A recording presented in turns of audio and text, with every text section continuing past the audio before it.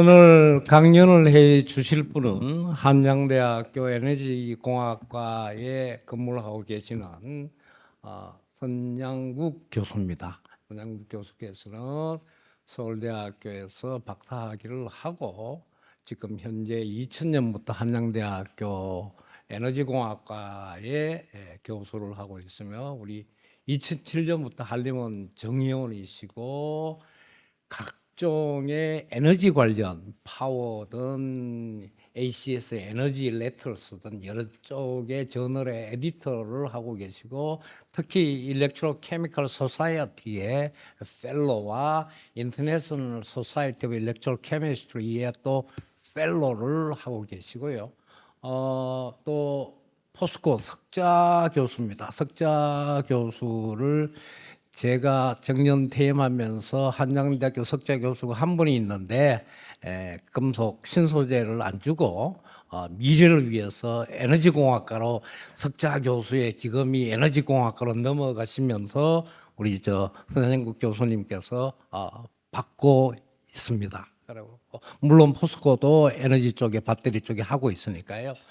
여기에 나온 게 다가 아닙니다. 왜냐하면은 워낙 많은 실적을 이 한쪽으로 다 표현을 못하고 그 중에 대표적인 거라고 이래 표시를 한 건데요. 여러분들 다 잘 알고 계시겠지만 우리 선양국 교수님은 대한민국 최고 과학자상도 받으셨고 호암상도 받으셨고 그다음에 인천상도 받으셨고 경함상도 받으셨고 큰 상은 다 받았습니다. 욕심쟁이입니다.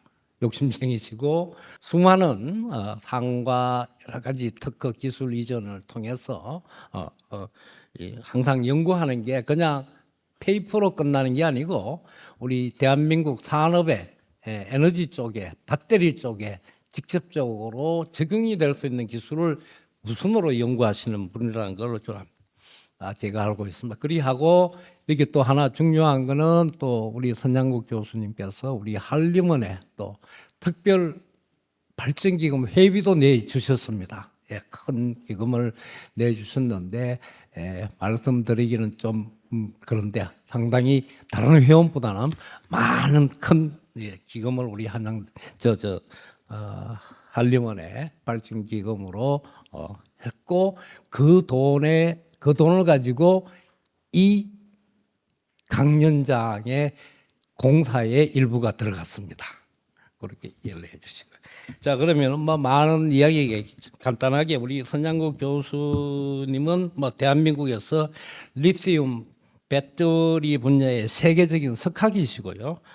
특히 리튬 배터리용 초격자 양극 소재 기술 개발에 포커스를 맞추고 있습니다. 그래서 차세대 배터리 시장을 선점할 수 있고 핵심 기술로 1회 충전에 700에서 800km를 주행이 가능하고 20년 이상을 사용할 수 있는 전기차 배터리를 생산할 수 있게끔 만들었습니다. 그래서 이는 세계 최고 수준의 성능과 안정성을 최초로 구현하고 있다고 평가를 받고 있습니다. 또 우리 선양국 교수님은 연구실을 알아보니까 학생들이 대부분 정치적인 발언하는 건 항상 우리 석학들한테는 다 좋은 교수님이시고 연구만 하고 인자하시고 좋은 소리만 합니다. 이 연구실도 똑같은 했는데 평가가 K 배터리 국위 선양 이름이 선양인데 거기서 선양 대표 주자라고 합니다.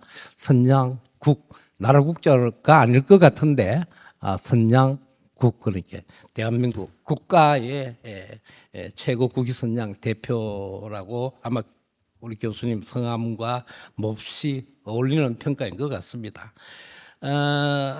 아까도 조금 전에도 말씀을 드렸지만 등배처럼 밤낮을 가리지 않고 끊임없이 연구에 열정을 쏟아 더 우수한 배터리 소재 개발에 헌신하고 계신다고 합니다. 그리하고 학생들의 입장은 카리스마가 있는 선생님이다라는 건데요.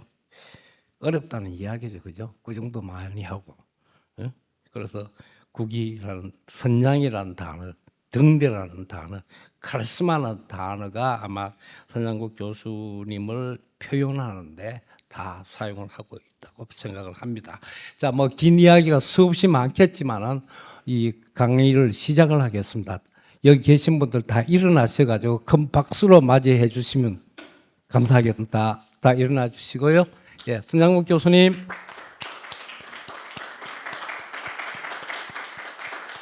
네, 강의 준비해 주시죠.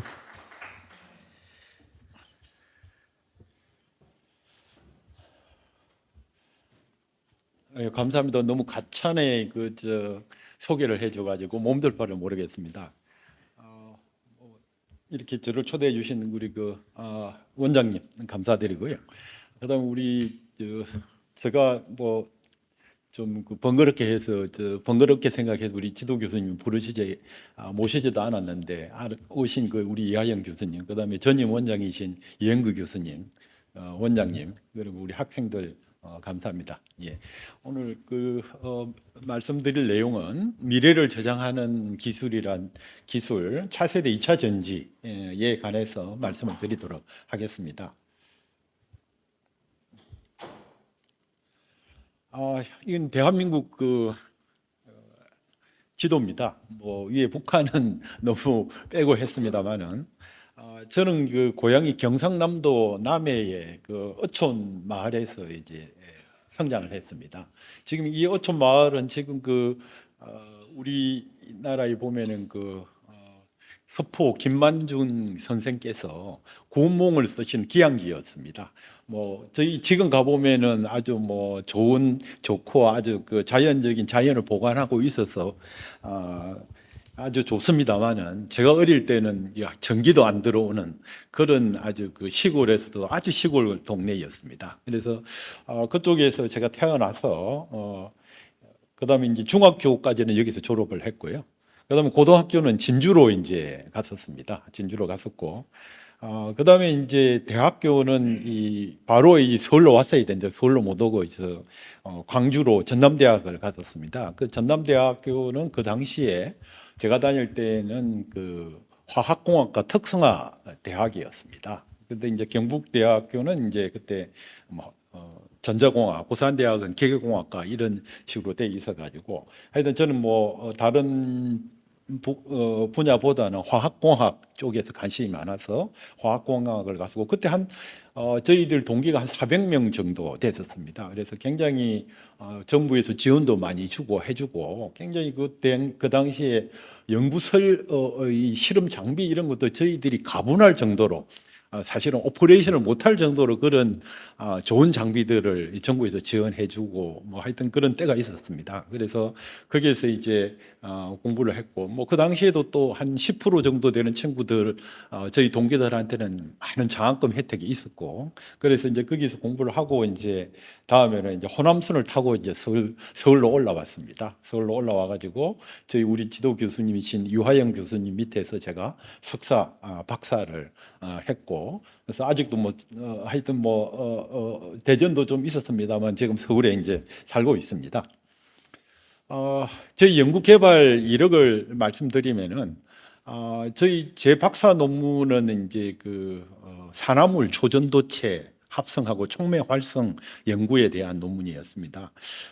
이게 이제 그 당시에 1988년도, 89년도 당시에는 이 산화물 초전도체가 굉장히 세계적인 붐이었습니다. 뭐 지금의 2차 전지나 지금의 AI 시대처럼 굉장한 붐이 됐는데 왜냐하면은 옛날에 초전도체는 뭐 한 30도 35도 K 정도의 온도에서 초전도 현상을 보였는데 얘는 액체 질소 이상인 온도에서 이 산화물 초전도체는 이제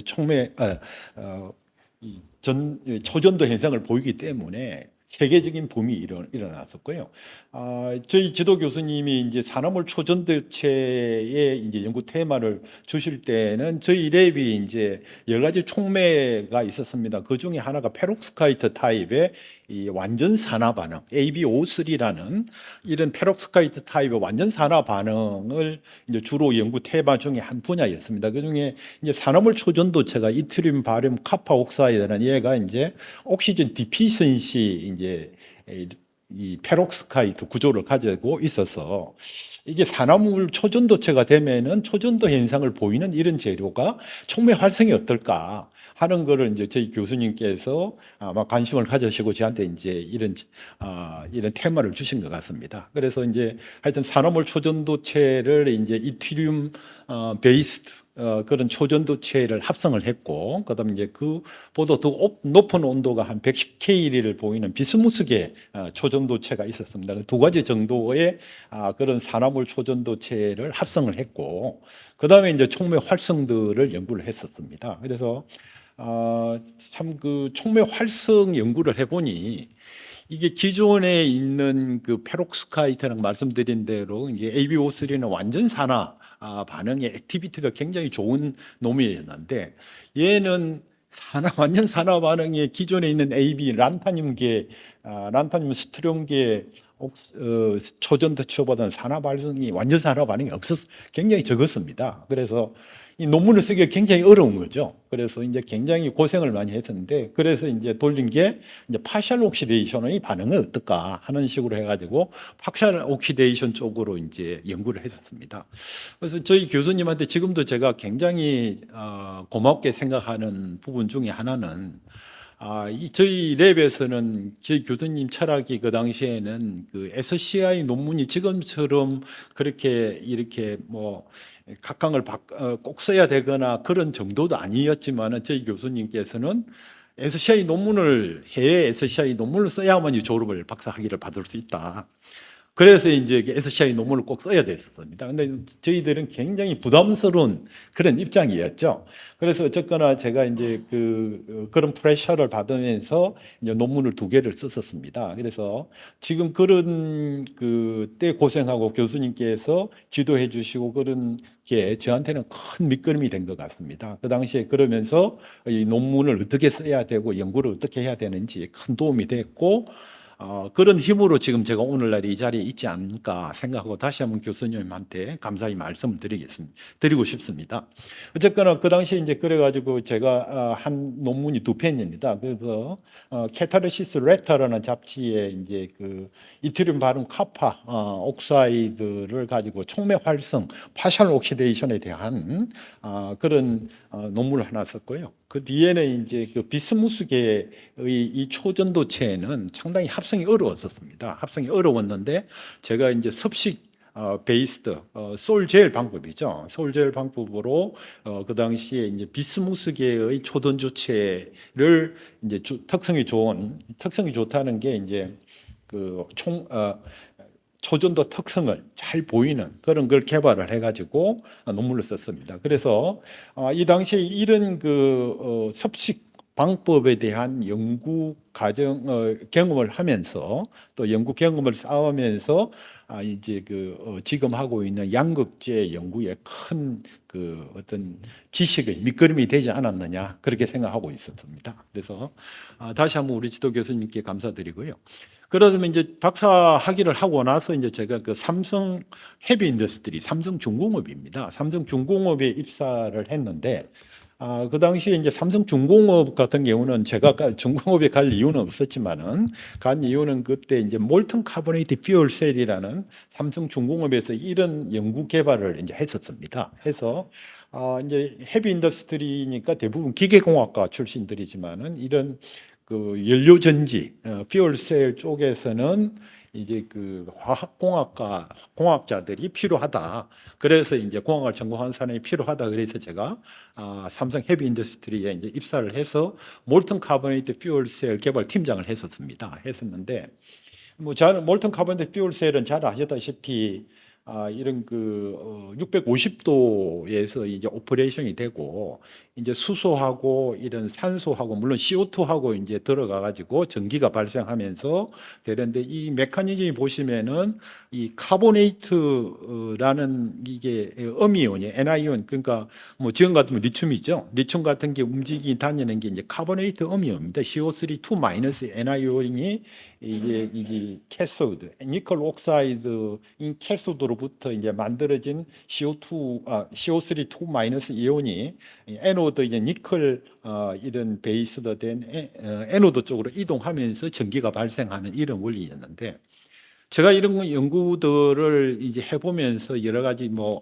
생각을 많이 해봤습니다. 그래서 특히 이제 저는 이제 촉매를 했고 아까 말씀드린 대로 이제 이 물질 합성하는 쪽에 상당한 경험이 있어서 관심도 있고 경험이 있어서 이제 이 포러스 니켈 옥사이드라는 이런 양극 쪽에 이 문제가 이런 쪽을 연구를 주로 많이 들여다봤었는데 제가 이런 쪽을 보다 보니까 니켈 옥사이드가 이런 굉장히 환원성인 분위기 이 내에서 이제 반응이 일어나기 때문에 굉장히 이게 데그라데이션이죠. 촉매 활성이 떨어지는 그런 이슈들이 많이 있었고 이제 포러스한 일렉트로드가 이제 신터링이 650도에서 반응을 하기 때문에 신터링이 일어나고 그러면서 리덕션이 되면서 여러 가지 포화가 막힌다든지 그다음에 데졸루션 현상이 생긴다든지 이런 현상이 굉장히 많이 발생했었습니다. 이런 문제를 해결하기 위해서는 상당히 제 나름대로 학교에서 학예할 때 배운 지식을 가지고 굉장히 많은 노력을 해봤습니다만은 굉장히 어렵다, 챌린징한 목표다 그렇게 판단을 했었습니다. 그래서 이런 에노드보다는 캐소드의 이슈 때문에 얘가 내구성이 안 나옵니다.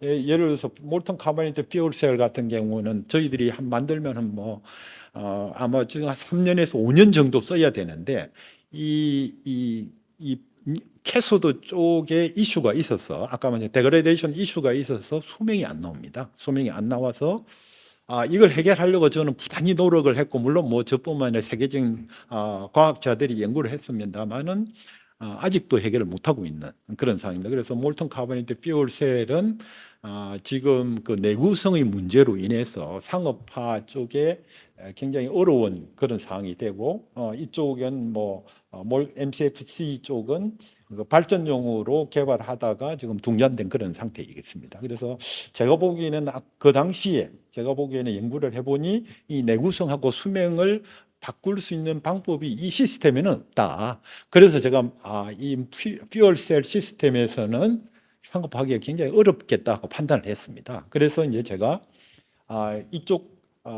그쪽 삼성 중공업 중앙연구소에서는 이런 연구를 했습니다만은 저는 이제 이쪽에서는 내가 상업화하는 일이 굉장히 어렵겠다 생각하고 이제 자료를 옮겼습니다. 자료를 옮긴 게 이제 삼성종합기술원입니다. 삼성종합기술원인데 그 당시에 우리나라의 이제 이 삼성종합기술원에서 삼성그룹에서 한 게 이제 뭐냐 하면은 리튬 이온 전지를 개발해야 되겠다 하는 그런 거를 이제 결정을 하고 리튬 이온 전지 연구 쪽에 이제 제가 이제 조인을 했습니다. 물론 그 당시에 LG 화학도 같이 했었고요. 그래갖고 이제 그 당시에는 95년도까지 아마 제가 기억하기로는 이 2차 전지, 2차 전지가 아니라 그 2차 전지는 거의 없었고 우리나라에서는 1차 전지, 석동이나 로켓 전지 이런 전지 산업은 중소기업 고유 품목이 돼가지고 이렇게 이 대기업들이 참여하지 못하도록 이렇게 법을 만들어 놨습니다. 그래갖고 이제 95년도부터 이제 말부터 풀리기 시작해서 왜냐하면 소니가 리튬 이온 전지를 개발하고 나서 이제 우리나라도 그 전지를 개발해야 되겠다 싶어서 이제 풀었습니다. 그래서 그 당시에 리튬 이온 전지 개발에 제가 이제 책임자로 참여를 했었습니다. 참여를 했는데 그 당시에는 거의 맨 땅에 헤딩하는 꼴입니다. 아무 기술도 없고 아무것도 모르고 이제 그런 상태에서 일본이 이제 91년도에 소니가 이제 상업화를 하고 했습니다만은 어쨌든 일본에 굉장히 의존할 수밖에 없는 그런 상황이었어요. 그래서 어쨌거나 굉장히 이쪽의 개발을 저희들이 열심히 했었고 그래서 차츰 리튬 이온 전지의 기술들이 우리나라도 올라갔었고 뭐 저는 감히 말씀드리지만 뭐 상당히 파셜리 제가 이런 쪽에 컨트리뷰션을 하지 않았나 싶습니다. 어쨌거나 99년도에 이제 그 LG 화학이 이제 공장을 먼저 세우고 2000년대에 삼성 SDI가 이제 리튬 이온 전지를 공장을 세워서 양산을 하기 시작했습니다. 그 당시에 이제 하다가 이제 저는 이제 2000년도에 이제 학교로 이제 옮겼습니다. 학교로 옮겨서 현재는 그 학교에서 소재 중심 연구를 뭐 특히 양극재 중심의 연구들을 지금 하고 있는 그런 상황입니다. 그래서 뭐 제가 연구 개발 이력을 보면은 박사 논문이 상당히 지금 오늘날의 저를 있게 만들지 않았느냐. 뭐 그렇게 생각합니다. 그 당시 아까 말씀드린 대로 이런 그 산화물 초전도체를 합성을 하면서 상당히 그 재료 개발 쪽에 상당히 눈을 뜨게 되었고 흥미를 가지고 그래서 오늘날에 이제 양극재까지 이렇게 연구를 할 수 있는 그런 기초가 되었습니다. 그다음에 이제 학교를 옮기고 나서 2000년 3월에 부임을 했는데요. 학교를 옮기고 나서 연구 테마를 이제 선정을 해야 됐었습니다. 그래서 그 당시 이제 연구 테마라는 건 뭐 리튬 이온 전지가 대세였으니까 리튬 이온 전지 쪽의 연구를 해야 되겠다 싶어서 여러 가지 생각을 많이 해봤습니다. 그래서 뭐 아시다시피 리튬 이온 전지는 이제 뭐 4대 소재가 있고 캐소드하고 애노드하고 세퍼레이터, 일렉트로라이트. 또 한편으로는 이제 셀을 만들어서 셀 패브리케이션 전극을 만들어서 셀을 만들거나 그런 성능을 테스트하는 그런 한 5가지 종류의 아이템이 있었습니다만은 제가 그 당시에 생각해 보기에는 셀 연구를 한다는 거는 저한테는 너무 좀 내가 경쟁력이 있는 그런 분야가 아니지 않느냐 생각이 있어도 왜냐하면은 회사 같은 경우는 뭐 삼성이나 LG 같은 경우에 많은 인력과 장비나 뭐 여러 가지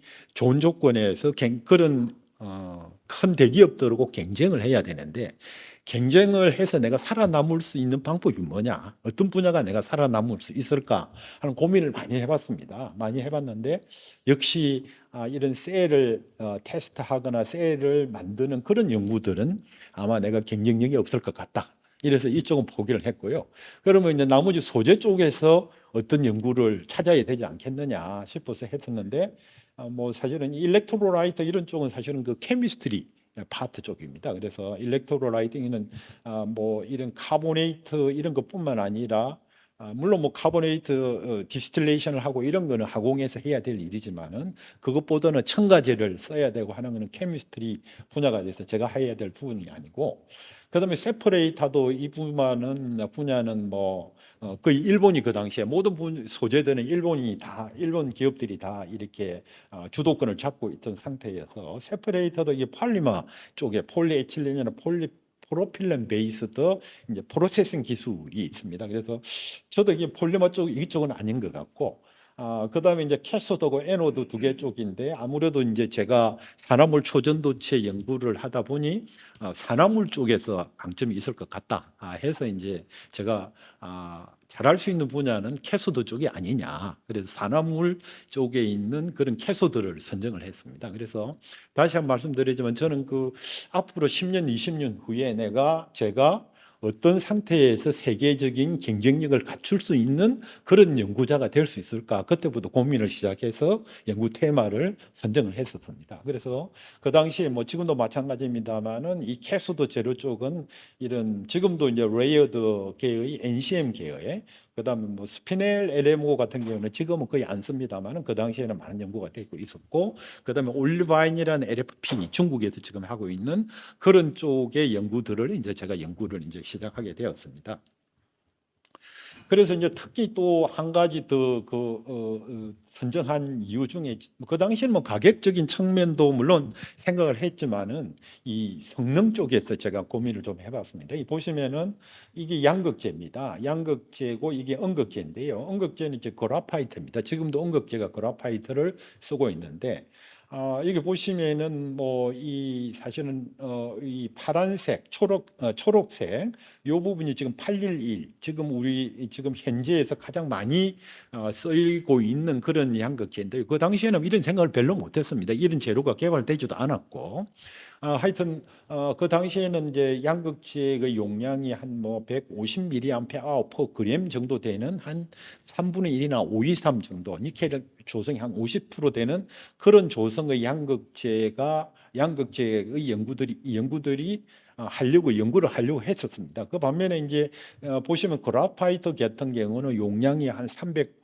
지금은 그 당시에는 300 한 40, 20, 뭐 요즘 한 350, 60까지 이론 용량까지 거의 다 씁니다만, 어쨌거나 이런 그라파이트인 음극보다는 양극 쪽이 보틀렉입니다. 왜냐하면은 두 개의 셀을 만들려면은 용량이 같이 매칭을 MP 레이쇼, 그러니까 용량을 이제 밸런싱을 해야 된다 그러는데, 밸런싱을 하려 그러면은 이 양극재가 더 문제입니다. 그래서 양극재가 더 큰 문제가 있구나 싶어서 또 양극재 연구를 하게 된 또 계기가 되었습니다.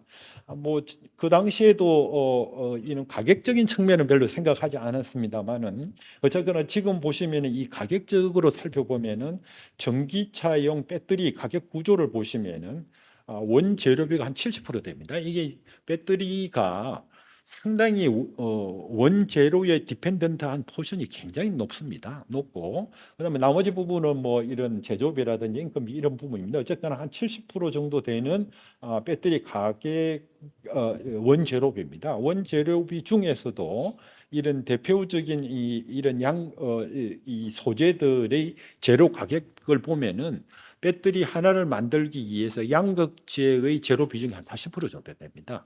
그러니까 셀을 전체 만들려면은 한 20에서 한 30% 정도가 양극재가 차지한다, 이렇게 이제 말씀드릴 수가 있겠습니다. 그래서 양극이 이런 전지 성능뿐만 아니라 가격도 굉장히 큰 부분을 차지하기 때문에 양극재를 뭐 선정을 잘 하게 된 것 같습니다. 그다음에 이제 제가 이제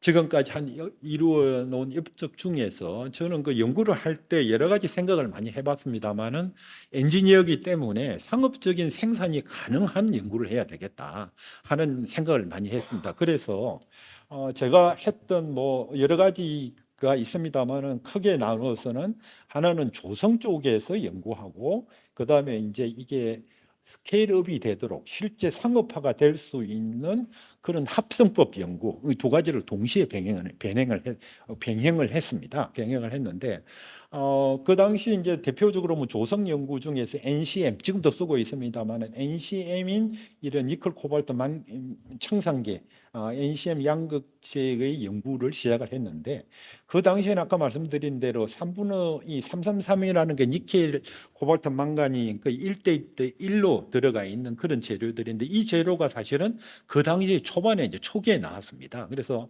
누구도 이런 쪽에 니켈 리치라 그러는데, 니켈 함량이 5236들도 이 이야기는 니켈 코발트 망간의 조성을 이야기하는 겁니다. 보시면은 이 당시 이쪽에 대한 연구는 거의 안 했고 3분의 1 이쪽 연구에 전부 다 이제 매진을 하고 있었을 때였습니다.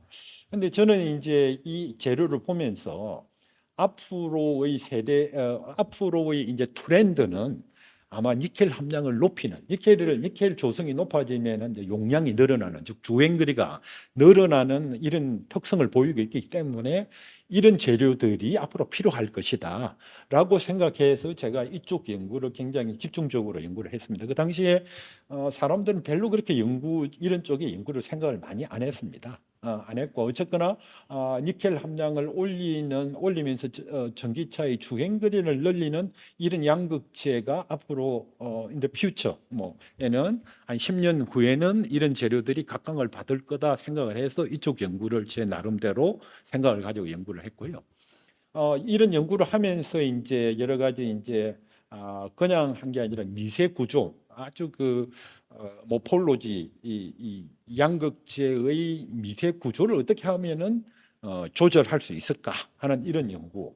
그다음에 새로운 결정 구조가 있지 않겠느냐. 그래서 뭐 잘 아시다시피 이런 1981년도에 이제 구도인학 교수가 청산계 양극재를 최초로 만들고 나서 헥사고널, 그러니까 헥사고널 이 레이어드 스트럭처 중에 헥사고널 구조를 갖는 양극재가 달 거다 이렇게 이제 발표를 하고 나서 모든 사람들은 그쪽으로 집중을 했습니다만은 저는 그런 구조도 있지만은 그 구조 내에서 좀 다른 스트럭처가 존재하지 않을까 해서 이제 새로운 결정 구조를 이제 탐색을 하는 그런 연구들을 이제 시작을 했었습니다.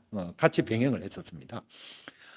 그러면서 또 한편으로 아까 말씀드린 대로 합성법입니다. 합성 방법을 좀 상업화될 수 있는 그런 재료를 만들어야 되겠다 해서 이제 합성 연구, 상업화 가능한 합성 연구를 했습니다. 사실은 대학에서 이제 뭐 우리 대학 연구자들이 보면은 대학 교수들이 보면은 그냥 조그맣게 이제 빨리 만들어서 이제 뭐 빨리 좋은 성능을 보이는 그런 연구들을 했습니다만 저는 그런 연구보다는 아까 말씀드린 대로 상업화, 크게 만들 수 있는 그런 연구들을 했습니다. 그 당시에 이제 공침 합성이라 그래가지고 이런 이 배치, 그 당시에는 CSTR이었습니다만은 이런 공침 합성을 이용해서 이런 양극재의 전구체를 만드는 그런 연구들은 거의 이루어지지 않았습니다.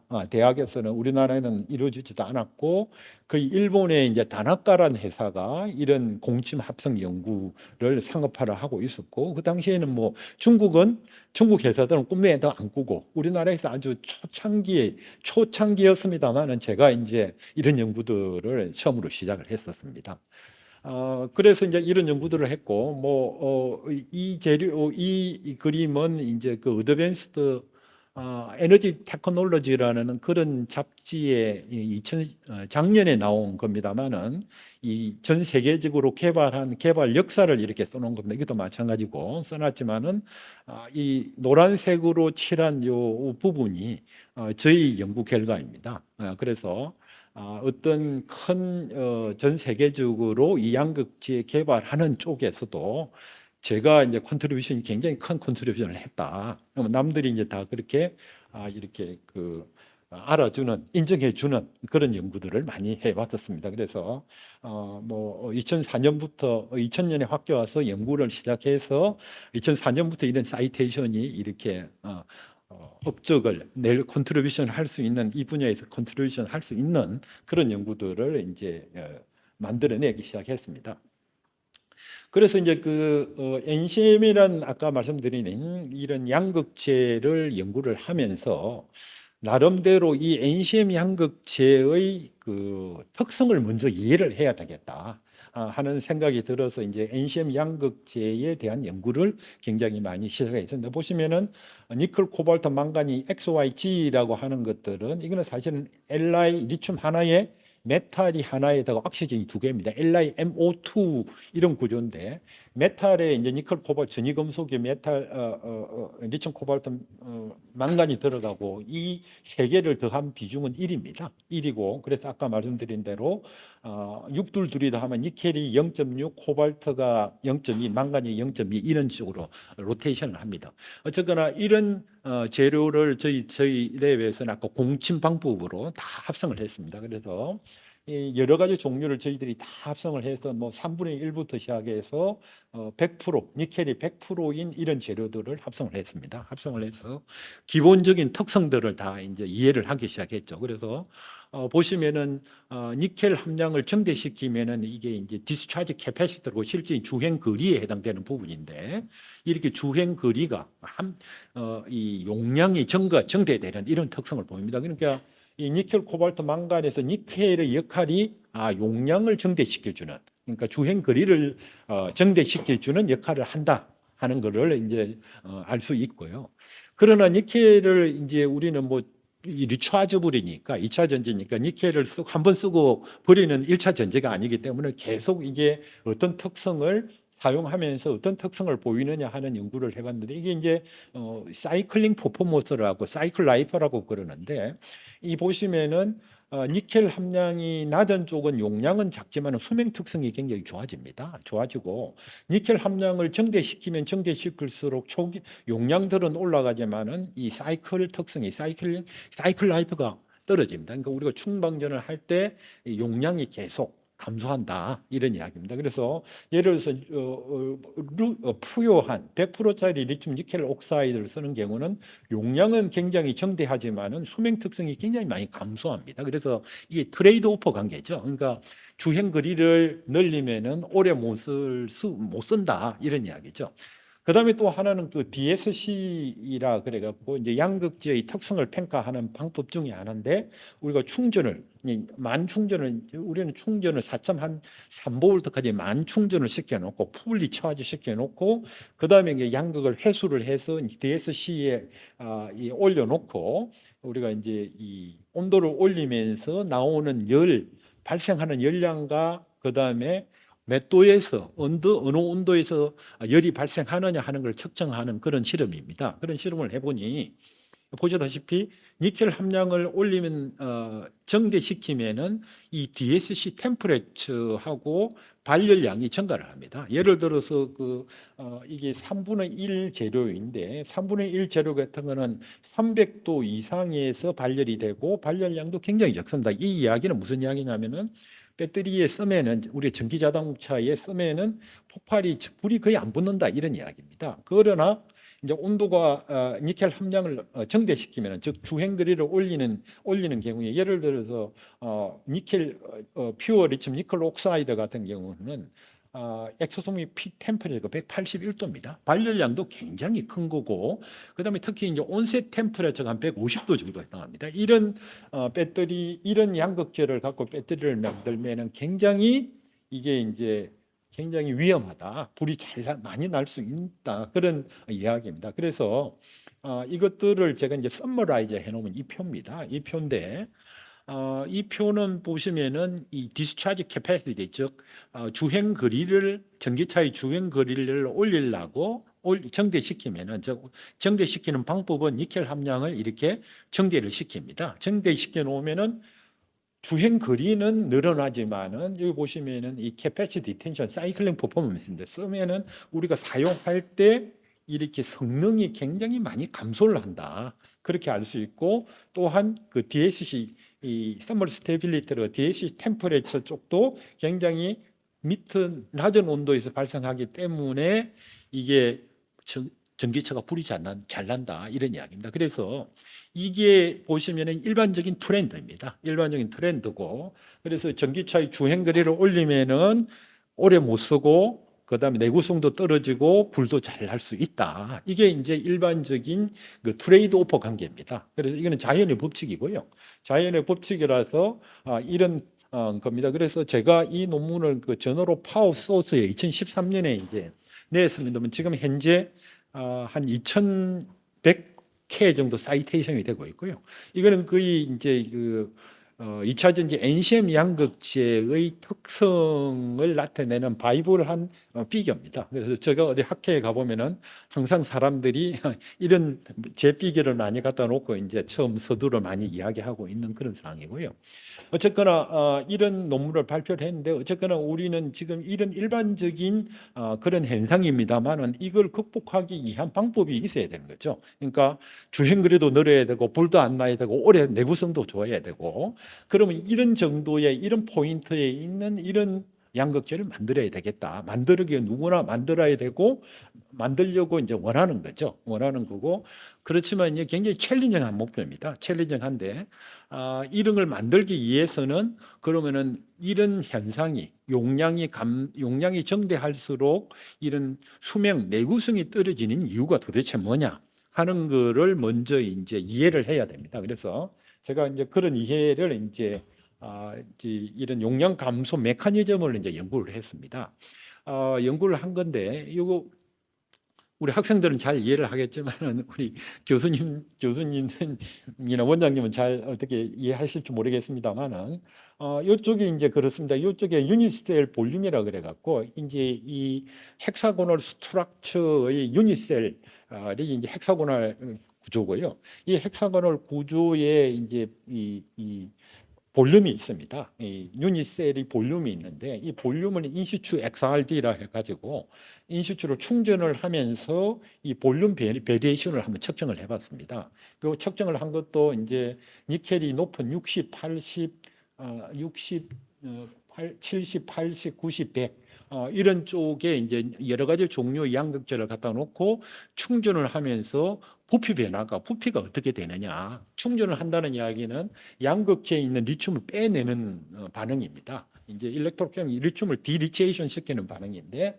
이 반응을 시키면은 보시다시피 충전을 시작할 때는 여기 있습니다. 부피가 이 정도 있습니다만은 굉장히 그레주얼리 이제 감소를 하는 거죠. 디크리스를 하다가 이게 한 4.2볼트까지는 이렇게 그레주얼리 굉장히 부피 변화가 뭐 크지는 않습니다. 그런데 4.2볼트 이상이 되면은 부피 변화가 굉장히 심해지는 영역이 나타나는 거죠. 그래서 이 4.2볼트 이상에서는 굉장한 부피 변화가 생기더라. 그래서 부피 변화가 생기는 정도도 니켈 함량이 증가하면 증가할수록 부피 변화되는 정도가 굉장히 늘어납니다. 그래서 보시면은 622 같은 경우는 한 4.3% 정도 부피 변화가 생성되고 이게 90% 정도는 한 8% 정도 되고 퓨어한 니켈 같은 경우는 10% 정도 됩니다. 이게 이제 세라믹 재료이기 때문에 우리도 그렇지 않습니까?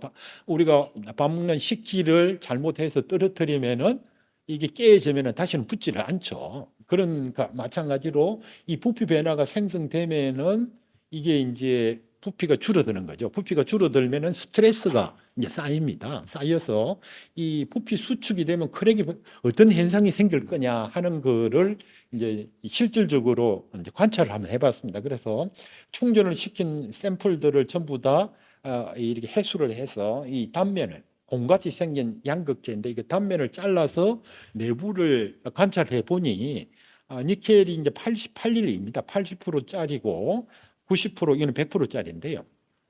보시다시피 니켈이 80%짜리인 경우는 이게 빨간색에 해당되는 부분인데 이 친구는 부피 팽창이 한 5.8% 정도 되는데 부피 팽창 죄송합니다. 부피 수축이 8.5% 5.8% 정도 되면서 이게 크랙이 갑니다. 우리가 그 마이크로 크랙이라 그럽니다. 이 마이크로 크랙이 생성되고 그 다음에 이제 니켈 함량이 증대하면 증대할수록 마이크로 크랙이 생성되는 정도가 많아집니다. 많아지는데 특히 이제 100%짜리 리튬 니켈 옥사이드 LNO 같은 경우에는 이 생성된 마이크로 크랙이 어디까지 연결되느냐면 외부까지 연결이 되어 있습니다. 이렇게 외부까지 연결이 되어 있죠.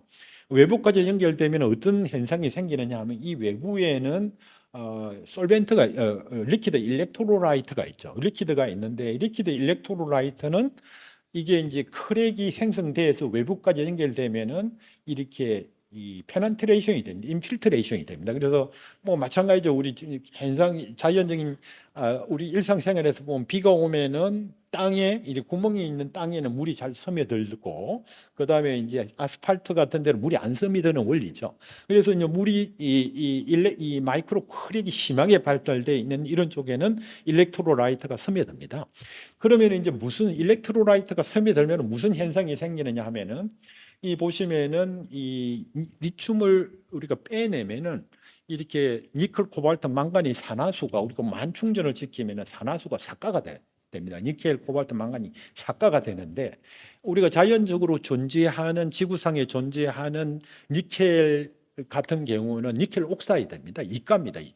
이가가 가장 자연적으로 존재하는 물질이 가장 안정한 물질이에요. 그러니까 니켈은 이가가 가장 안정하다는 거고 코발트나 망간 같은 경우는 이가, 상가가 다 있습니다. 다 있는데 니켈은 유독 이가만 안정하니까 우리가 만들어 놓으면은 리튬 니켈 옥사이드를 만들면은 니켈이 상가가 되는 거죠. 상가가 되면 이가가 안정한데 상가가 되려 그러니까 별로 쉽게 잘 가지는 않죠. 그러니까 이제 산화성 분위기에서 이제 산화를 시켜야 되는 그러니까 산화를 시키기 위해서는 옥시전을 아주 강하게 플로잉을 하면서 이제 악시데이션을 시킵니다. 그러면 니켈이 상가가 되는 거고 그 만들어진 놈을 다시 충전을 시키면 리튬을 뽑아내면은 니켈이 삭가가 되는 거죠.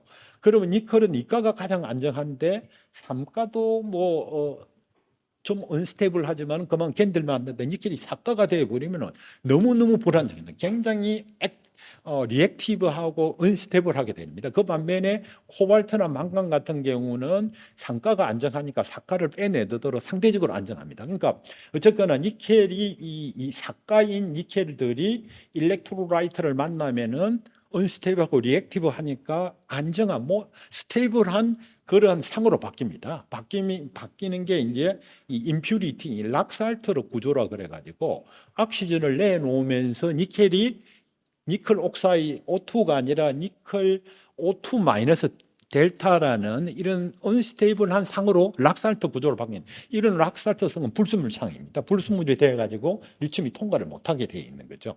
그래서 니켈이 낮은 쪽에는 니켈이 로우 니켈 같은 이게는 예를 들어서 니켈이 똑같은 1대 1대 1의 비율로 있는 경우는 니켈이 뭐 산화가 이 디컴포즈가 되어 가지고 불순물상을 생성하더라도 그렇게 두껍지가 않습니다. 두껍지가 않은데 니켈 양이 많으면 많을수록 니켈 파퓰레이션이 많으면 많을수록 삭가가 많아지고 삭가가 많아지면은 이런 락살트인 불순물상이 굉장히 두껍게 됩니다. 두껍게 되니까 이게 저항으로 작용하는 거죠. 저항으로 작용하기 때문에 용량이 이렇게 캐패시티 페이딩이 생성되는 그런 문제인데 이걸 좀 데그레이션 메커니즘을 좀 설명을 해보면은 쉽게 설명을 하면은 니켈 함량이 낮은 쪽 경우에는 안에서 마이크로 크랙이 형성되더라도 이 전해액이 내부로 안 들어가니까 이슈가 없습니다만은 니켈 함량이 높은 쪽 90이나 뭐 이런 쪽 이상인 경우에는 이 마이크로 크랙이 외부까지 연결이 되고 외부에 연결되면 외부에 있던 일렉트로라이트가 이렇게 통과를 해서 페넌트레이션을 해서 이렇게 쭉 마이크로 크랙을 따라서 들어가고 들어간 놈은 이 니켈 삭가하고 반응을 해서 불순물상을 만듭니다.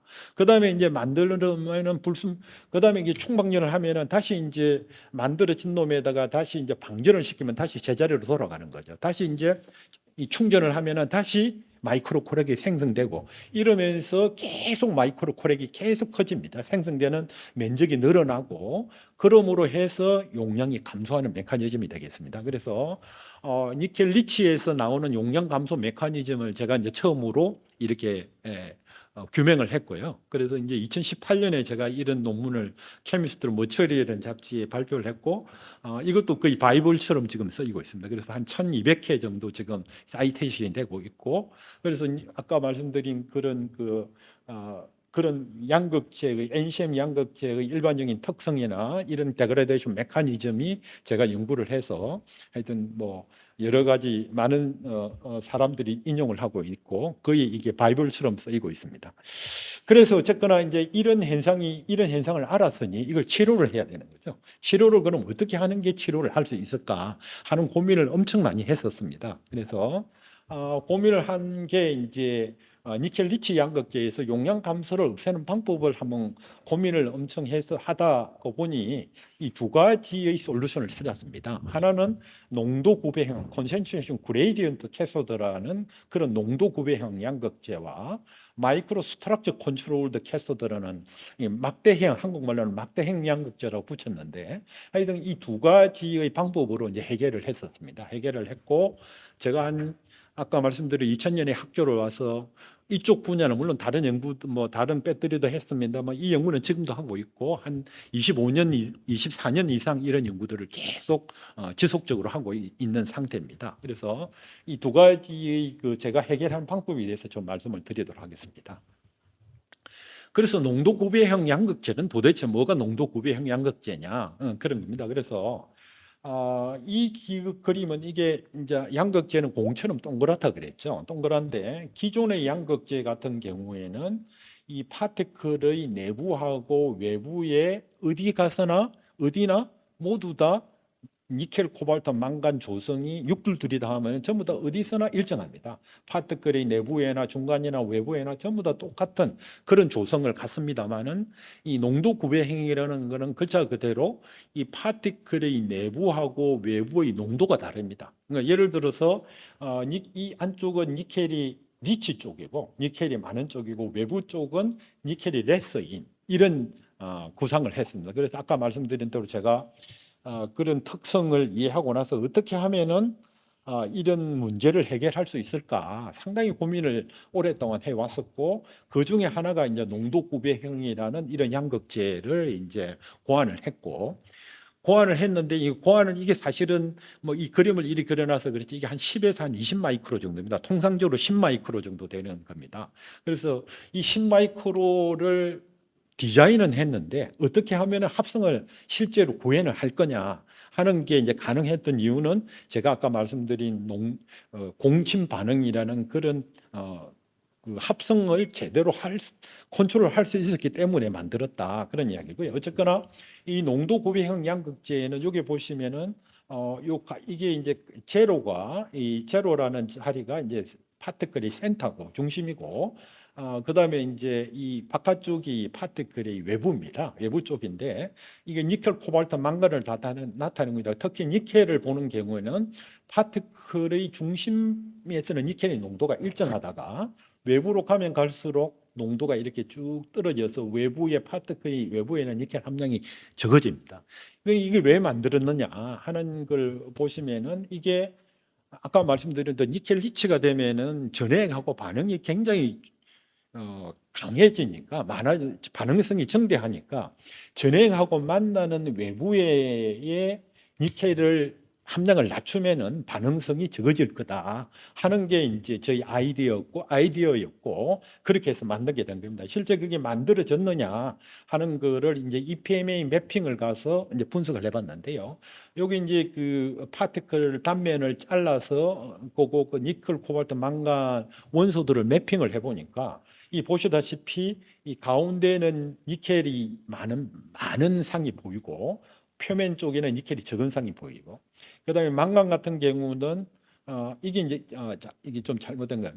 망간이 이게 망간인데 망간이 이쪽이 적고 이제 표면 쪽에는 망간이 많은 이런 걸로 봐서 잘 만들어졌다. 물론 이 외에 다른 이제 분석 툴을 이용해서 이걸 컨펌을 했습니다.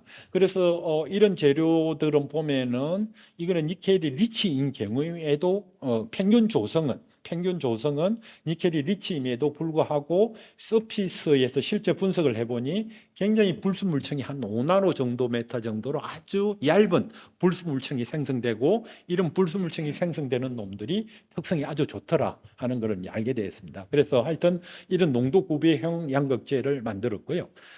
그래서 이거는 2009년에 제가 만들어서 네이처 머처리얼에 냈는데 이거는 한 1600회 정도 지금 인용이 되고 있고요. 그다음에 그 뒤에 이제 여러 가지 종류의 양극재를 만들었습니다만 최근에는 이 다른 비슷하지만 하여튼 뒤에 말씀드린 여러 가지 종류를 만들었습니다만 하여튼 어드밴스 에너지 머처리얼에 투고도 하고 그랬습니다. 그래서 이제 제가 만든 이 양극재는 기본적인 컨셉은 그랬고요. 저는 이제 이 만들면서 제너레이션 5, 지금은 제너레이션 6까지 만들었습니다만은 계속 이제 성능을 향상시키는 그런 연구들을 계속 해 왔었습니다. 그래서 1세대라 그러면은 제너레이션 1입니다. 제너레이션 1이라는 거는 이 코어하고 쉘, 아까 제가 수도에서 말씀드렸다시피 이 파티클의 센터 쪽에는 니켈이 많은 쪽, 코어, 그다음에 표면적으로는 니켈을 적게 하는 거꾸로 망간이 리치하게 하는 이런 쪽에 이제 컨셉부터 시작해서 코어 쉘을 만들었고 실제 모양이 그렇습니다. 그래서 2005년도에 제가 이제 이걸 잭스에 이제 저널 오브 아메리칸 케미컬 소사이어티 이제 투고를 했습니다. 그 발표를 했는데 물론 그 발표하기 전에 이제 여러 가지 2000년도부터 이제 이런 연구를 해오면서 쌓여 갖고 이런 재료가 이런 재료를 합성을 했고요. 그다음에 이제 2세대인 그 CSG 컨센트레이션 그레디언트 코어 쉘 위드 컨센트 그레디언트인데요. 이 CSG라고 부릅니다만은 요쪽에서 이제 이거는 1세대 재료를 좀 바꾼 겁니다. 그러니까 요거는 코어 쉘인데 이 니켈이나 트랜지션 메탈의 농도가 굉장히 급격하게 이렇게 바뀌기 때문에 인터페이스에서 상당한 문제가 있습니다. 그래서 이 보시면은 이 코어하고 쉘에서 인터페이스에서의 이 좀 세그리게이션이 생성되는 디태처먼트가 생성되는 이런 이슈가 있어서 이런 계면을 보호해야 되겠다 싶어서 이쪽에서는 그레디언트를 한번 줘보자 하는 그런 시도를 해봤습니다. 그래서 이게 그렇죠. 뭐 우리가 계단을 1층에서 2층을 올라 계단을 올라갈 수 있는데 우리 건강한 사람들은 그냥 쉽게 올라가지만은 나의 좀 장애인들은 가기가 힘들지 않습니까? 그래서 이 경사를 지게 만들어서 가는 거죠. 그래서 이제 경사를 지게 만드는 그런 CSG라는 그런 재료를 이제 만들어서 만들었고요. 세 번째는 이번에는 뭐냐면 그러면은 중간에서 이렇게 계면에서뿐만 아니라 이번에는 파티클의 전체를 이렇게 농도 구별을 한번 줘보자 하는 게 FCG입니다. 풀 콘센트레이션 그레디언트라 그래갖고 파티클의 센터부터 이렇게 서피스까지 농도 구별을 니켈 같은 경우는 리니어하게 이렇게 떨어지게 만드는, 물론 뭐 코발트 망간도 그 반대로 했습니다만은 하여튼 그런 재료를 만들어서 3세대로 만들었고 4세대에는 이제 농도 구별을 슬롭을 2개를 줘보자. 왜냐하면은 이런 슬롭보다는 투 슬롭을 주면은 니켈 함량을 많이 담을 수가 있으니까 같은 부피에 그런 투 슬랍 FCG라는 그런 재료도 만들었고요. 그다음에 5세대는 이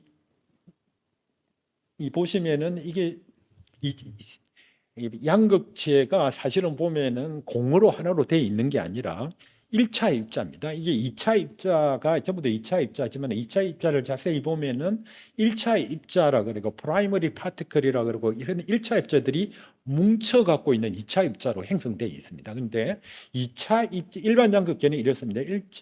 이 모양이 1차 입자들이 여러 개가 이제 뭉쳐 갖고 반대로 바르트포스로 뭉쳐서 결합된 일반 양극재인데 제가 뭐 뒤에 말씀드린 양극재는 이런 형태가 다릅니다. 형태가 다른 양극재고 그래서 하여튼 도핑을 통해서 양극재의 성능을 향상시키는 그런 연구들을 이제 했었습니다. 지금도 이제 제너레이션 6까지 만들었고 제너레이션 7을 우리 학생들하고 열심히 또 개발하고 있는 중입니다만 하여튼 이런 농도 구배형 양극재를 이런 연구를 했었고요. 이런 연구를 해서 보니 이런 재료들이 기존의 일반 양극재하고는 특성이 아주 비교할 수 없을 정도로 뛰어났고, 그래서 이제 이런 재료들이 이제 회사들의 양극재나 셀 업체의 이제 전지 회사들의 이제 라이센싱이 되었습니다. 그래서 2009년, 12년, 13년, 22년 이런 식으로 해서 제가 우리 뭐 이런 회사들 에코프로, BM, LG 케미칼, 포스코 이런 회사들에 이제 제가 기술 이전을 했고요. 그다음에 이제 이런 재료들이 제가 만든 재료들이 실제 이제 상업화가 되었습니다. 그래서 기안 1호에 이제 최초로 들어갔습니다. 근데 2018년부터 이제 상업화가 돼서 들어갔는데 이거는 에코프로 BM이라는 회사가 양극재를 만들고 SK온이죠. 지금 SK온이 셀을 만들어서 이 기아의 니로의 이제 전기차에 이제 탑재가 됐고요. 2018년에 이제 처음으로 탑재되었습니다. 그다음에 이제 현대코나의 이제 이 모델이 여러 가지가 있습니다. 근데 이제 EU 모델에 이제 2020년에 탑재됐습니다. 현대코나는 아시다시피 뭐 불이 많이 났죠. 우리나라나 유럽 쪽에 불이 났지만은 그쪽 우리나라나 미국 구미 쪽에 미국 쪽에 나가는 거는 저희 양극재가 아니고 다른 양극재입니다. 그래서 EU 모델은 불이 안 났습니다. 그래서 그런 거고요. 그다음에 이제 재작년에 포드 픽업 트럭 라이터닝에 이제 이 배터리가 들어갔습니다. 그래서 최근에 이제 이 나오는 뉴스들을 보면은 이 포드 라이트닝 트럭을 3년 쓰고 나서도 배터리의 잔존율이 97% 되더라. 그다음에 이제 겨울에 이제 미국 쪽 어디 북쪽에 있는 어느 지역에서 이제 눈이 많이 내고 전기가 나갔는데 그 전기가 나갈 때 이 전기차에 이 배터리를 이용해서 한 3일 동안 문제없이 사용했다. 이런 이야기도 있고. 그래서 이제 사실은 제가 이렇게 그런 기술 이전을 할 수 있었던 이유는 이런 특허입니다. 이 특허를 제가 철저하게 특허를 많이 냈습니다. 이런 것들은 제가 사실은 회사에 있을 때, 삼성에 있을 때 배운 지식입니다. 그래서 저는 논문을 내기 전에 반드시 지금도 우리 학생들하고 이야기합니다만은 반드시 특허를 먼저 출원을 하고 논문을 냅니다. 근데 이제 논문도 특허도 한국 특허는 시장이 작기 때문에 별 의미가 없고요. 그래서 이제 주로 미국, 유럽, 중국을 냅니다. 중국은 지금 특허가 효력이 있을지 없을지 모르겠습니다. 앞으로는 많이 하여튼 그런 4개국을 기본적으로 특허를 냈고 이 특허를 낼 수 있을 정도로 이제 이야기한 거는 사실은 한양대 산단이 저를 믿고 이 특허를 엄청나게 특허 비용을 많이 서포트를 해줬습니다. 그래서 제가 특허를 낸다 그러면은 뭐 심사도 안 하고 내주는 그런 거였고요. 하여튼 특허를 뭐 각 세대별로 제가 특허를 굉장히 많이 냈고, 그래서 제가 회사들이 필요한 기술을 만들었을 뿐만 아니라 권리를 보호할 수 있도록 좋은 특허들을 많이 갖고 있기 때문에 그런 기술 이전이 가능했다고 생각합니다. 그래서 우리 젊은 친구들도 우리 엔지니어링 하는 분들은 좀 이런 특허에 먼저 전략을 잘 만들어야 되고, 즉 전략을 특허를 잘 내고 그 다음에 논문을 내도 늦지 않다 하는 그런 말씀을 드렸으면 좋겠습니다. 그다음에 이제 농도 구배형 양극재는 제가 뭐 여러 가지 논문들을 많이 썼습니다만은 한 47편의 이런 논문을 썼었고요. 그러니까 아까 말씀드린 대로 특허를 먼저 내고 논문들을 냈고, 이 논문은 그 저널 머티리얼 케미스트리 A라는 잡지에 작년에 나온 잡지인데, 제 이 연구 결과를 가지고 리뷰 페이퍼를 중국 애들이 썼었습니다. 그 정도로 이 굉장히 효용성이 있는 아주 중요한 그런 양극재가 되겠습니다. 그래서 이제 이런 양극재가 도대체 그러면 얼마나 차이가 있느냐 이런 거죠. 그래서 이제 저희들이 NCM 니켈이 90%짜리의 이제 농도 구배형 CSG하고, 그다음에 CC는 컨벤셔널 캐소드입니다. 농도 구배가 없는 양극재를 만들어서 저희 실험실에서 이제 배터리를 만들어서 테스트를 한번 해보니까, 충전 방전을 해보니까 일반 양극재 같은 경우는 한 1000사이클에 한 70% 정도 초기 용량의 같지만은 농도 구배형 양극재는 한 88%, 90% 정도, 20% 정도의 성능이 업합니다. 그래서 실질적으로 이게 어떤 모양을 갖고 있느냐를 보니까 1000사이클 후에 돌린 전극을 회수를 해서 양극재를 회수해서 단면을 분석해 보니까 일반 양극재 같은 경우는 아까 말씀드린 부피 평창 수축 때문에 다 깨져 있습니다. 이렇게 이거는 이제 못 쓰는 거죠. 거의 이제 이 배터리로서 활성을 잃은 그런 경우고, 제가 만든 농도 구배형 양극재는 물론 안쪽에서는 파티클의 중심 인테리어 안에는 이런 마이크로 크랙이 가 있습니다만은 외부까지 연결이 안 되고 오리지널 모폴로지를 잘 유지되고 있어서 이런 특성을 보인다, 이렇게 말씀드릴 수 있겠고, 이거는 그겁니다. 이게 이제 그 동영상인데요. 동영상에 이제 우리가 안전성을 평가하는 방법 중에 하나인데요. 이거는 그렇습니다. 이게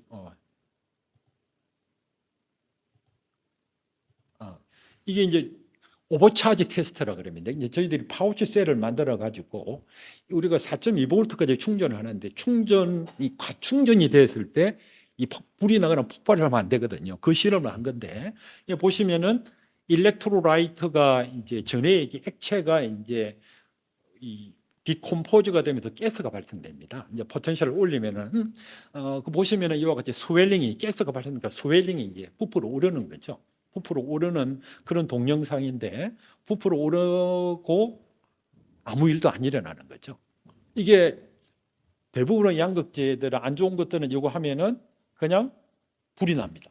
불이 나거나 폭발을 하거나 그렇습니다. 이 보시면 실제 양극재의 온도를 보니까 이게 온도인데요. 이게 이제 한 포텐셜이고 볼테지고, 온도가 한 25도 미만입니다. 거의 안 일어나죠. 이 양극재는 굉장히 안정하다, 그런 말씀을 드릴 수가 있겠습니다. 또한 저희들이 이제 안정성 평가하는 중에 하나가 이제 목 관통 실험입니다.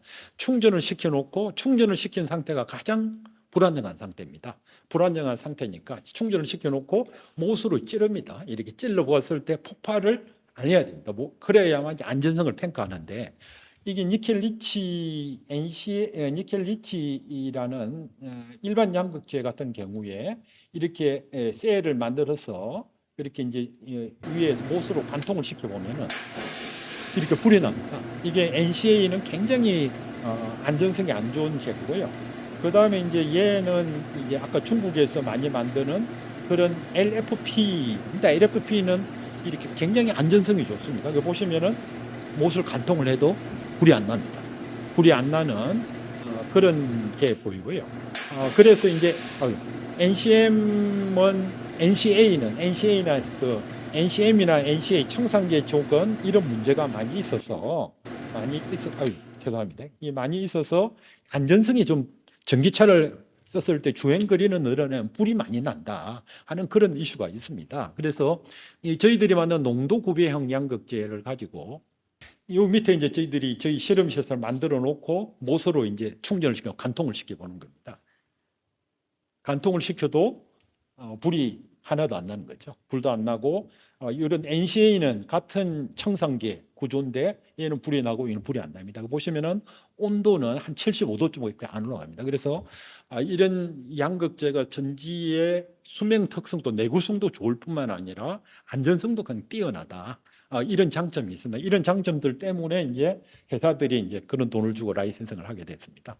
그 다음에 이제 또 하나의 그 큰 뭐 브레이크 스루 중에 하나는 이 막대형 양극재라는 겁니다. 이제 라드 쉐입이라 그러는데 아까 말씀드린 대로 이 양극재는 이 세컨더리 파티클이 이 프라이머리 1차 입자라는 얘들이 이제 어그로모레이션이 돼 있는 겁니다. 어그로모레이션이 돼 있는데 이런 양극재들은 프라이머리 파티클은 모폴로지가 모양이 폴리고널하다 다각형입니다. 다각형이고 리튬이 이제 이 디퓨전하는 이 양극재에서도 디퓨전해 나오는 길이 있습니다. 길이 있는데 길이 리튬이 들어갔다 나갔다 이런 경우에는 이제 무슨 문제가 있느냐 하면은 이제 스트레스가 걸립니다. 아까 말씀드린 부피가 줄어들다가 늘어났다 이러면서 스트레스가 걸리고 이 스트레스가 N아이소트로픽하다. 그러니까 랜덤하게 걸리면은 이렇게 스트레스가 걸리는 방향을 이야기하는데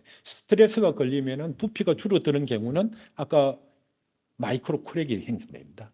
이 크랙이 이게 일반적인 특성입니다. 그래서 이런 비유는 우리가 시골에 가서 돌담을 이렇게 비유를 해보면 돌이 여러 가지 모양이 있는 거죠. 그래서 이제 돌담을 쌓아놓고 우리가 밀어보면은 이 돌담이 넘어지는 막 그런 현상과 똑같다고 보시면 됩니다. 그 반면에 이제 제가 만든 라드 쉐입 캐소드라는 양에는 1차 입자들이 요 보시면은 이 기존의 컨벤셔널한 캐서드하고 완전히 다릅니다. 어떻게 됐느냐? 굉장히 이 막대형 모양으로 이렇게 구성이 되어 있죠. 막대들이 이렇게 배열이 그러니까 장작들이 이렇게 잘 배열이 되어 있는 이런 형상을 갖고 있고 그다음에 충전을 시켜 보더라도 이와 같이 마이크로 크랙이 안쪽만 발생하고 마이크로 크랙이 그리 발생을 안 합니다. 이게 왜 그러냐 하면은 얘도 부피 평창을 회피할 수는 없고요. 부피 평창이 생기는데 부피 평창이 굉장히 유니폼하게 이렇게 부피가 줄 때는 전부 다 유니폼하게 줄어들었다가 팽창을 하고 이런 상황입니다. 그래서 이 막대형을 장작을 우리가 이제 쌓아놓고 밀어도 밀리지가 않습니다. 그래서 이 마이크로 크랙이 안 생긴다. 이게 이제 이 막대형 양극재의 가장 큰 장점입니다. 장점인데 이 컨벤셔널하는 캐소드 같은 경우에는 우리가 똑같은 전구체를 가지고 우리가 컨벤셔널한 전구체를 양극재 같은 경우는 프라이머리 파티클 사이즈가 한 0.8 마이크로 되는데 이 막대형 양극재를 만들면은 이거는 보론을 1몰%, 보론을 아주 적게 0.01%, 0.01 정도 넣은 건데 100에 대해서 100에 대해 100개라고 보면은 하나 정도 넣은 100분의 1 정도 넣은 그런 건데 보론을 1몰%만 넣어도 이 프라이머리 파티클 모폴러가 아주 급격하게 변합니다. 이게 굉장히 프라이머리 파티클의 길이가 0.8에서 3마이크로로 확 늘어납니다. 늘어나고 그래서 실제 셀을 갖고 테스트를 해보면은 이런 정도로 아까 농도 900보다 더 큰 효과를 보이고 있는 이런 겁니다. 그래서 이런 라드 쉐입형 막대형 양극재 기술이 이제 LG 화학에서 익스클루시브리 라이센싱한 기술이 되겠습니다. 하여튼 뭐 이렇게 됐고요. 그 다음에 이제 저희들이 이제 이런 입자 형상과 배터리 특성과의 어떤 관계가 있느냐 하는 거를 연구를 했습니다. 연구를 해서 똑같은 전구체를 가지고 이제 여러 가지 이제 않는 놈하고 도펀트를 이제 산화가에 따라서 해봤습니다. 이가가 마그네슘은 이가고 알루미늄은 산가고 보론은 좀 특이합니다만은 보론은 산가죠. 그다음에 이제 망간 사가, 뭐 티타늄 사가, 엔티모니 5가, 탄탈륨 5가, 몰리브데늄 6가, 뭐 텅스텐 6가 이런 식의 연구들을 전부 다 한번 해서 보니까 모폴로지가 완전히 바뀝니다. 똑같은 전구체라도 똑같은 전구체를 쓰더라도 도펀트를 어떤 도펀트를 쓰냐에 따라서 모폴로지가 바뀌어가는 거죠. 그래서 그 결과로 모폴로지 차로 인해서 엄청난 이런 변화를 보이고 있습니다. 특성이. 그래서 이거를 이제 여러 가지 물성, 그러니까 에스펙트 레이쇼, 프라이머리 파티클의 에스펙트 레이쇼라든지 이 앵글링 그 얼라이먼트입니다. 얼마나 잘 배열이 되어 있느냐. 그 다음에 이제 그레인 사이즈가 프라이머리 파티클 사이즈가 얼마냐. 이런 그 등등을 이렇게 캐패시티 리텐션, 용량 보존율하고 이렇게 비교를 해보니까 굉장히 리니얼리티가 있습니다. 엄청난 거의 뭐 맞는 거죠. 그래서 이 이야기는 에버리지 앵글이 작다는 거는 얼라이먼트가 이 프라이머리 파티클이 얼라이먼트가 중심을 향해서 잘 배열되면 될수록 이 수명 특성이 좋고 에스펙트 레이쇼가 그러니까 길면 길수록 짧은 것보다 긴 놈이 더 좋고 그다음에 그레인 사이즈가 작은 놈이 특성이 좋다 하는 이런 특성을 이제 알아냈고요.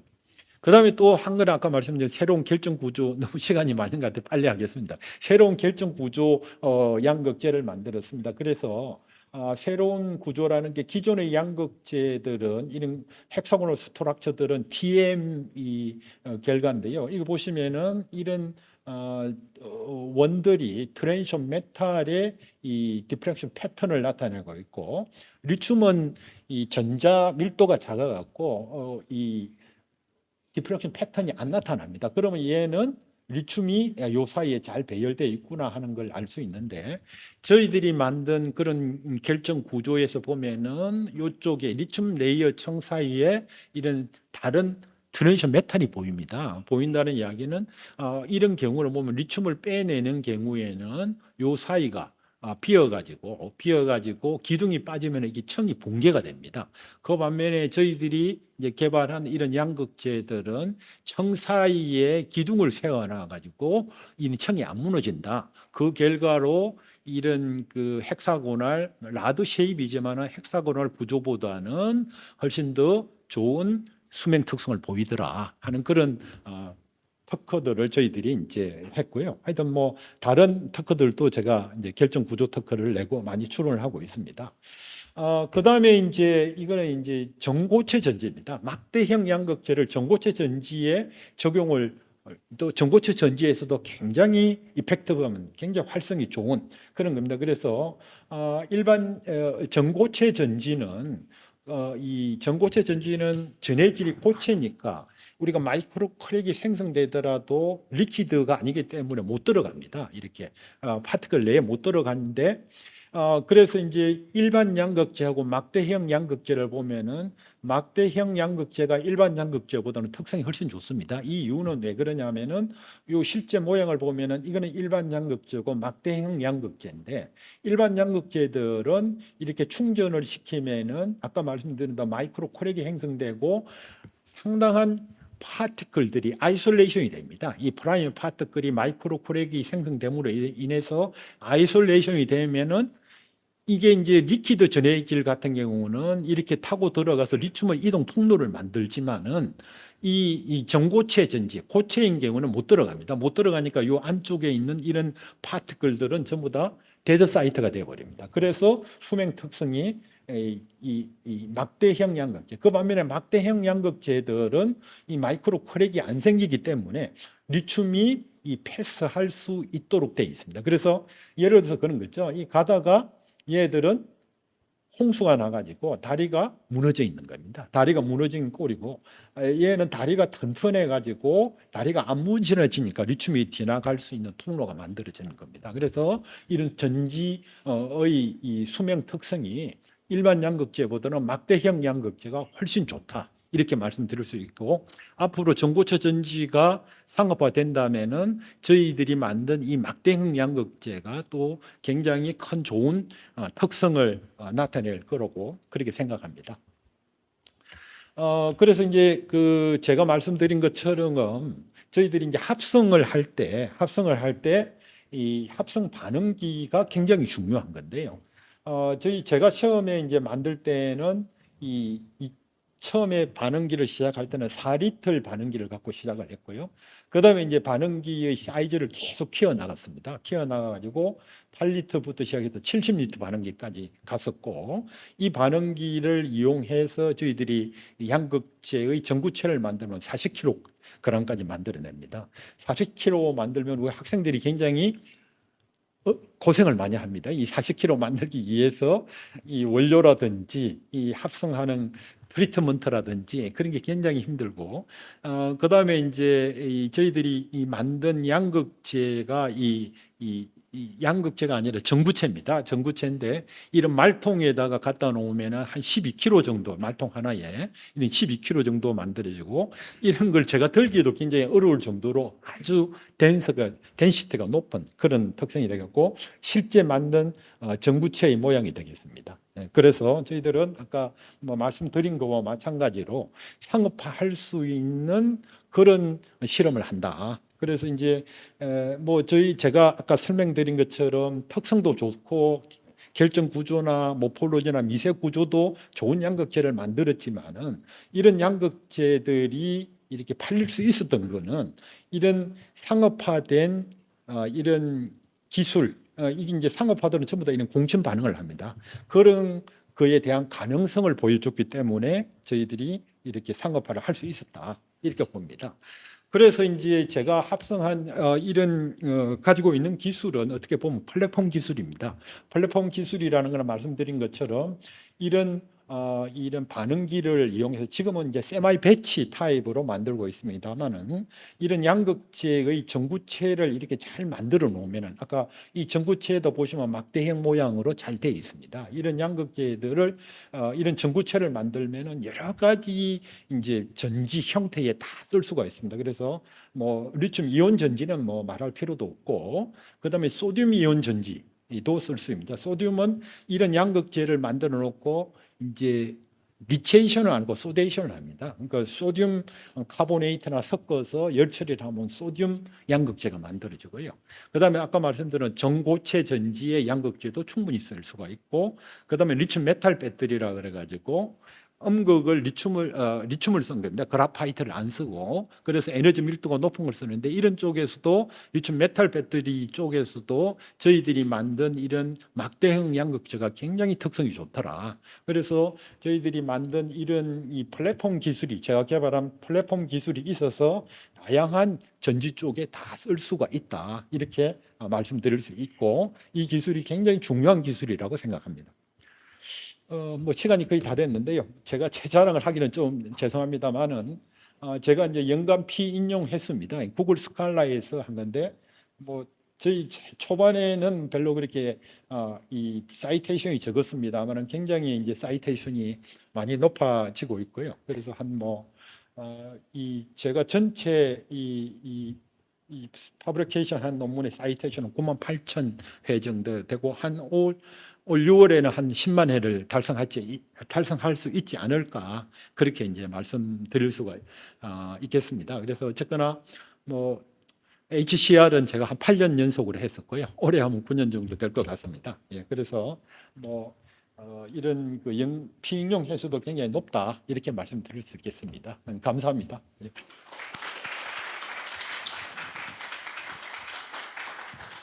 되게 재미없는 이야기만 했네. 그죠? 연구만 이야기했는데. 크리어 디시전에 대해서 말씀해 달라고 했는데. 예. 질문해 주시죠. 예. 예.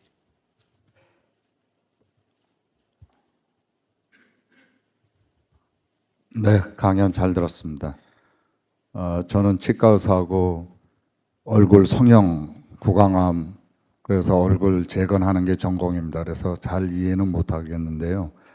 그 로디형으로 했을 때 훨씬 효과가 좋다고 그랬는데, 그럼 그 로디형인 경우에는 정사각형 쪽입니까? 직사각형입니까?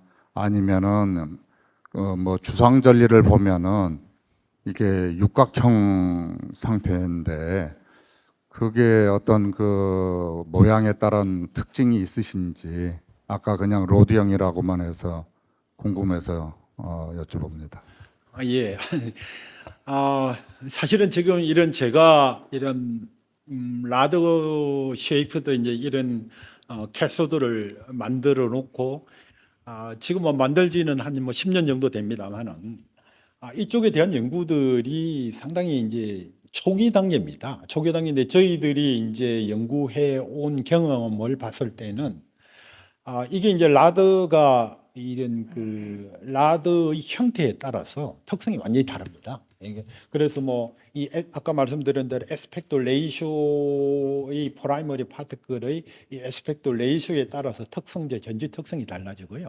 전지 특성이란 건 뭐 수명 특성 내구성뿐만 아니라 이 수명 이 급속 충방전이 가능한 이런 특성도 더 달라지고 그렇습니다. 그래서 이런 것들은 아직은 뭐 많은 연구들이 이루어져야 될 것 같은데 이루어져서 이걸 아이덴티파이하고 정확하게 디파인을 해야 될 것 같은데 지금까지 저희가 연구한 바에 따르면은 이 프라이머리 파티클의 이 막대형이 사이즈가 적으면 적을수록 저희들이 급속 충전도 가능하고 수명 특성도 좋은 걸로 나와 있습니다. 그리고 이 에스펙트 레이쇼가 길면은 또 길수록 좋은 것 같은데 너무 길어도 또 안 좋은 것 같고요. 적당한 사이즈가 있는 것 같습니다. 그래서 이런 것들은 지금 제가 아직도 연구 중에 저희 그룹에서 연구 중에 있다고 말씀드릴 수 있겠습니다. 네. 또 다른 질문. 농도 구배는 어떻게 만들어요? 농도 구배요? 쉽습니다. 어렵지가 않습니다. 그래서 예, 사실은 이제 그 제가 이 라드 그래서 제가 사실은 그 학회에 가서 외국 학회에 가서 발표를 하면은 말씀하신 것처럼 원장님 말씀하신 것처럼 일반 이저 과학자들이 많은 질문을 하는데 그 질문 중에 대부분의 질문이 어떻게 만드느냐 이런 이야기인데요. 이게 눈사람 만들듯이 만드는 겁니다. 눈사람 만드는 게 예를 들어서 눈사람 만들려면 눈을 처음에 뭉치고 그다음에 그걸 굴리면은 이제 자꾸 커지는 이런 형태인데 여기 보시면은 요게 이제 이 NCM 니켈 코발트 망간이 들어가서 시드가 만들어지면 커지는 이런 형태인데요. 그럼 농도 구배는 그거는 일반 양극재를 만드는 거고 농도 구배는 도대체 어떻게 만드는 거냐? 농도가 달라지는데 그래서 이제 만드는 방법은 이 원료 탱크를 두 개를 준비를 합니다. 하나는 니켈이 리치가 아니고 한쪽은 니켈이 레스인 조성을 만들 예.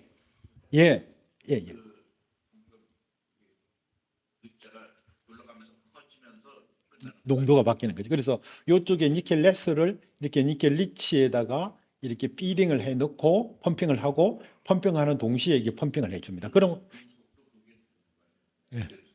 니켈 코발트 망간이 이온으로 존재하죠. 그러면 요게 이 탱크에 있는 게 시간에 따라서 농도가 바뀝니다. 농도가 커갈 때 농도가 바뀌어지는 거죠. 예, 어려운 건 아니고요. 예, 그래서 이 방법은 컨벤셔널한 이런 그 생산 그쪽에다 리저브 탱크 하나만 더 놓으면 되는 그런 식이 되겠습니다. 그래서 네. 최근에 이제 니켈 값이 좀 떨어진 거가 그 전기 자동차가 이제 이 붐이 조금 덜한 거하고 영향이 있는 건가요? 그렇습니다. 전기차 이 배터리의 그 대부분의 시장이 전기차입니다. 전기차가 한 80% 이상 차지하고 있고요. 전기차가 캐점에 들어가니까 세계 니켈 수요의 굉장한 포션이 전기 80 내지 90%입니다. 그렇군요. 예. 그래서 뉴 칼레도니아 뭐 이런 데 난리 난 게 그 다 영향이 거기서 그렇습니다. 된 거군요. 예. 네, 우리 재료장의 금속재는 로드 쉐입이라 이야기하지 않고 칼럼날 쉐입을 하고 중간에 있는 게 EQX 그레인 쉐입인데 이래 어찌 됐든 이게 퍼스트 제너레이션에서 피프스 제너레이션까지 오는데 보니까 골프공을 치면 투 피스에서 지금 뭐 파이브 피스 가는 느낌에 되는데 두 가지 질문인데요. 이게 도펀트에 어떠한 역할이 칼럼날 그렇게 로드 쉐입으로 그 EQX에서 로드 쉐입으로 전환을 시키는지 두 번째 대부분의 100% 크랙이 그 그레인 바운더리만 통해서 크랙이 나는데 혹시 그레인 바운더리의 터프닝 어떠한 도핑에 의해서 전기화학적인 특성은 저해하지 않으면서 그 바운더리를 크랙이 이니시에이션이든 프로파게이션이 잘 안 되게끔 터프닝하는 그런 뭐 기술은 이쪽에 배터리 쪽에는 하지 않는지 우리 재료종이 다른 쪽에는 세라믹이든 메탈에는 그런 연구를 무지무지하게 많이 하거든요. 예, 아주 뭐 역시 재료를 전공하신 교수님 같습니다. 예. 먼저 아까 말씀드린 그 도펀트 연구. 예, 마이크로 크랙 도펀트에 대한 걸 말씀드린 이 실질적으로 이런 그 라드 쉐입 칼럼나 스트럭처를 만들어내려면은 전구체부터 칼럼나가 있어야 됩니다. 그렇죠. 그러니까 이제 우리도 부모님으로부터 모든 사람들이 DNA를 받듯이 양극재도 전구체로부터 DNA를 받습니다. 특성을 받습니다. 그래서 어쨌거나 이렇게 만들어져야 되는데요. 칼럼나 스트럭처가 만들어져야 되는 거고 이걸 온도를 올리면 아시겠지만은 이 그레인들이 신트링이 됩니다. 그렇죠. 저거 붙으면서 이제 이 파티클이 이퀴엑시드, 랜덤한 폴리곤al 형태로 바뀌는데 이걸 어떻게 하면은 이런 부모 유전자를 그대로 갖는 이 라드형으로 만들어낼 거냐 하는 건데 그러면은 그거 하기 위해서는 이게 신트링 인히비터를 집어넣습니다. 그게 도펀트입니다.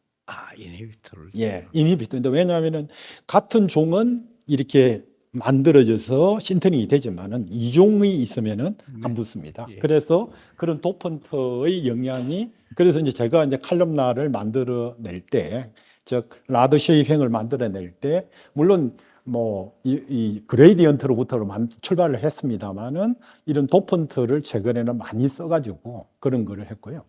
두 번째 아까 그 질문하신 것들은 어떤 도메인에서 마이크로 스트럭처나 그런 부분을 컨트롤할 수 있지 않겠느냐 그런 말씀. 어쨌든 바운더리가 있을 수밖에 없는데 이렇게 요 사이를 뭐 어떠한 역할을 무엇을 집어넣든지 간에 이게 터프한 거죠. 그래서 크랙이 이니시에이션이나 프로파게이션 잘 안 되게끔 할 수 있는 방법은 없는가? 우리는 일반 메탈에서는 그런 연구를 어마어마하게 하거든요. 그래서 여기에도 뭐 결국 이게 메탈이고 세라믹인데 거기서 그런 연구를 배터리 쪽에서는 접근을 하지 않는지 제가 뭐 궁금해서 예. 네. 그래서 그 너무 이게 전문적인 지금 재미가 없을 것 같은데 간단히 이야기해 네. 주시고 그래서 도펀트별로 마이크로 크랙 정도를 저희들이 측정하고 있습니다. 예. 예. 오늘 많은 질문이 있으시겠지만은 바깥에 하시고 또 제자분들께서 질문을 하라면은